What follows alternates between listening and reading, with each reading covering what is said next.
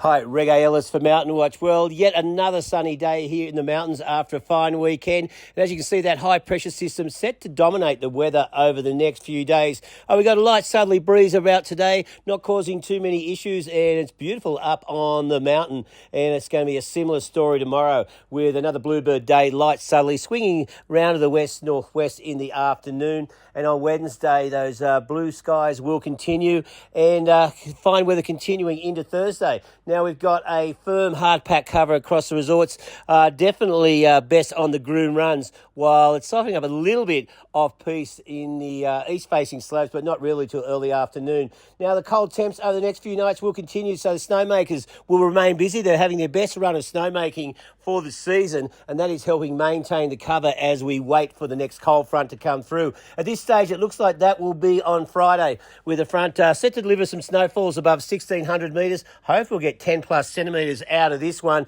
although we may see some rain down low. Then on Saturday, looks like a chance of some fine weather under a ridge of high pressure before northwesterlies kick in on Sunday. And we may see some snow, the grass I was talking about, on the following Monday or Tuesday, but he can let you know more about that with his next forecast on Wednesday. This has been Reggae Ellis for Mountain Watch.